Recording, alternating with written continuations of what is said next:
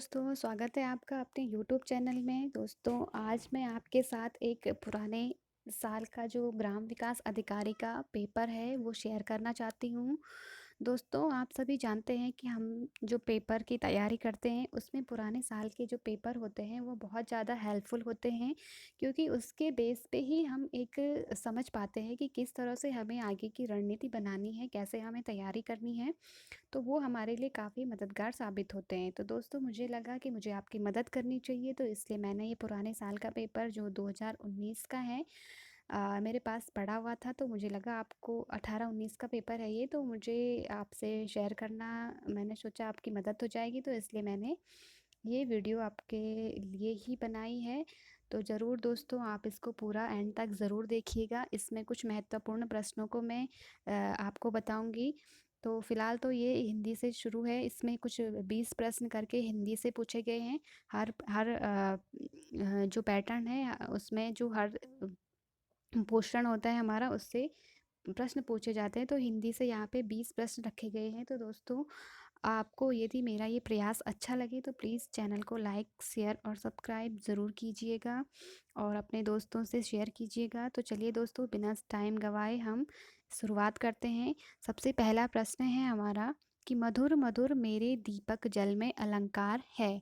तो देखिए दोस्तों, यहाँ पे मधुर मधुर जो शब्द है 2 बार प्रयोग हुआ है, तो सीधी सी बात है, यहाँ पे पुनरुक्ति प्रकाश अलंकार है। ठीक है। दूसरा प्रश्न है, हम लोग भारतीय दूरदर्शन का धारावाहिक की पटकथा का लेखन किया।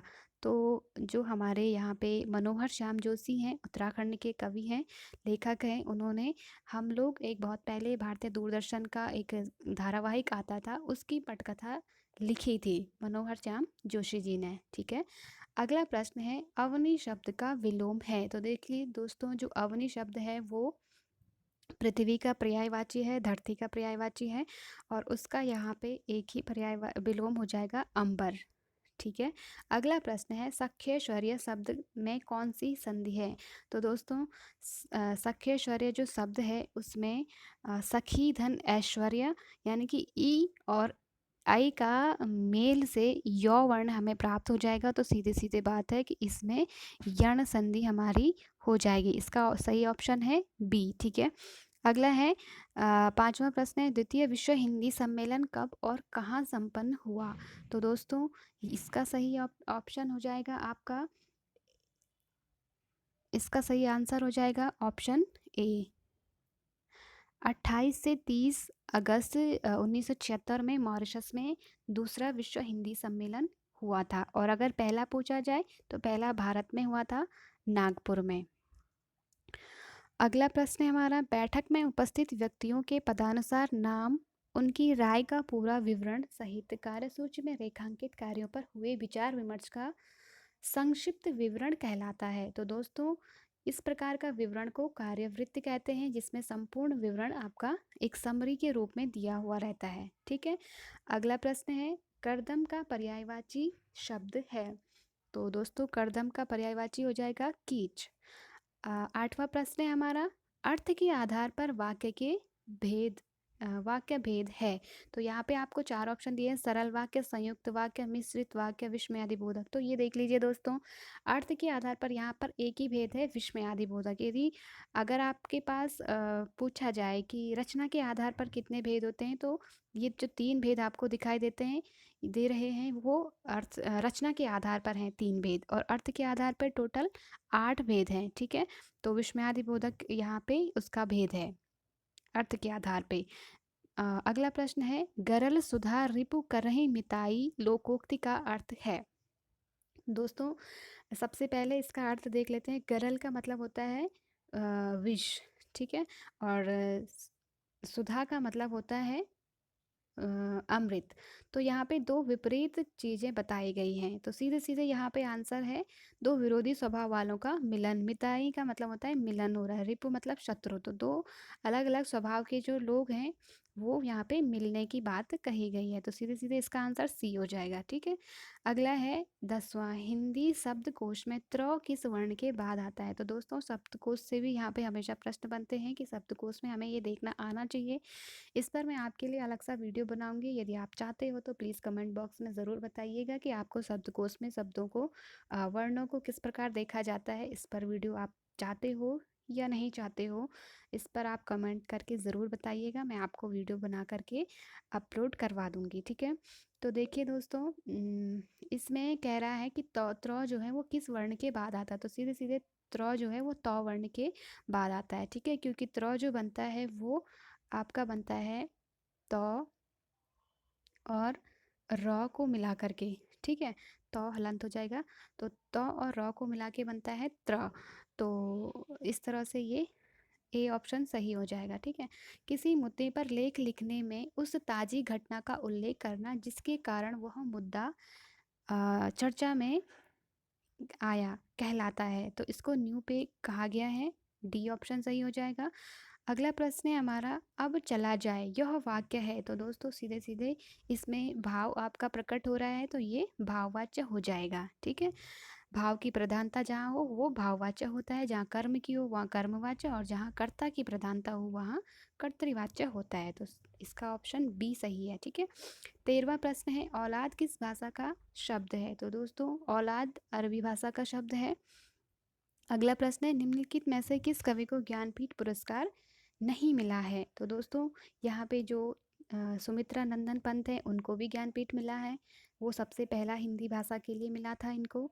दूसरे हैं माखनलाल चतुर्वेदी जी को ज्ञानपीठ पुरस्कार अभी तक नहीं दिया गया, क्योंकि फिर महादेवी जी को भी मिला है और कुंवर नारायण को भी मिला है।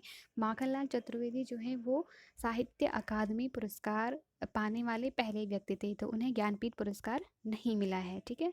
तो ये आप देख लीजिएगा। फिर इसके बाद है, कौन सी संज्ञा क्रियापद के साथ शुद्ध है। तो दोस्तों इसमें सीधे सीधे आपका आंसर हो जाएगा डी, जल की मात्रा, ठीक है। क्रियापद के साथ शुद्ध एक ही है यहाँ पे, जल की मात्रा।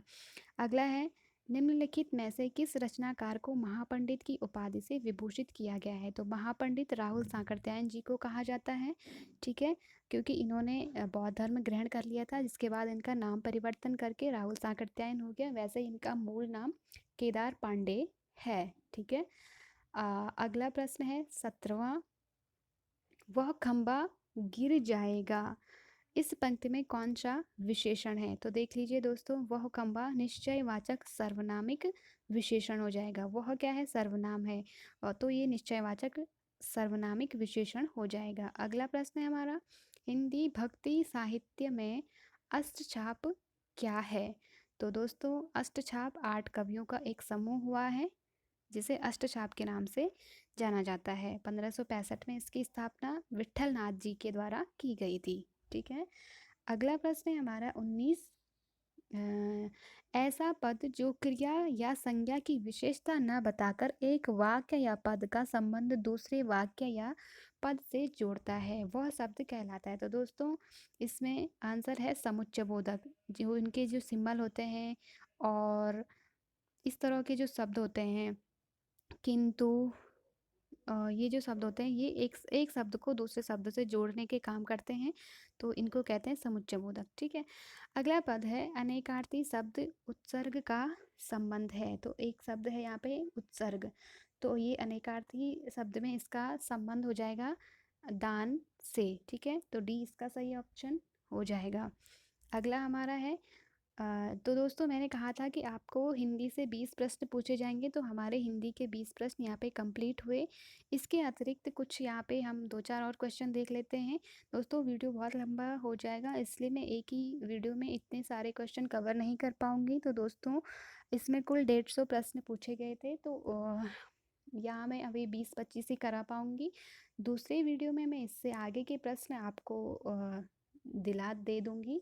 यदि आप आगे के प्रश्नों को पूरा पेपर चाहते हो तो प्लीज़ कमेंट बॉक्स में ज़रूर कमेंट कीजिएगा, ताकि मैं आपके लिए जो पूरा पेपर है उसकी वीडियो बनाकर अपलोड कर दूँ, ठीक है। तो देख लेते हैं, कुछ उत्तराखंड के प्रश्न भी इसमें पूछे गए हैं।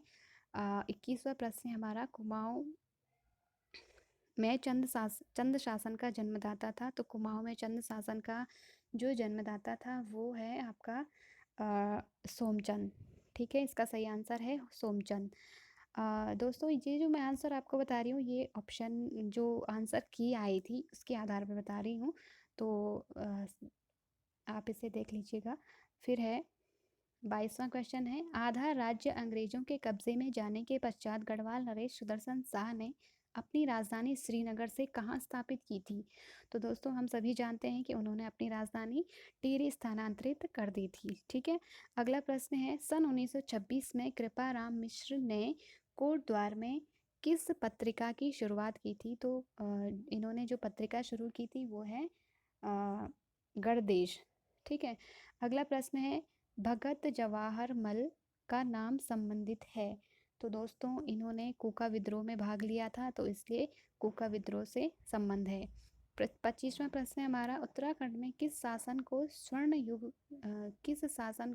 युग के रूप में जाना जाता है? बहुत इंपॉर्टेंट क्वेश्चन है दोस्तों। और अधिकांश प्रश्न जो होते हैं रिपीट होते हैं हमारी परीक्षाओं में। समूह गौ की कोई भी परीक्षा हो तो वो रिपीट ज़रूर होते हैं, 10 से 15 प्रश्न। तो दोस्तों आप इनको हल्के में मत लीजिएगा, ज़रूर इनको ध्यान से पढ़िएगा और इसी प्रकार अपनी तैयारी रखिएगा। तो इसमें सही आंसर हो जाएगा कुड़िंद साम्राज्य।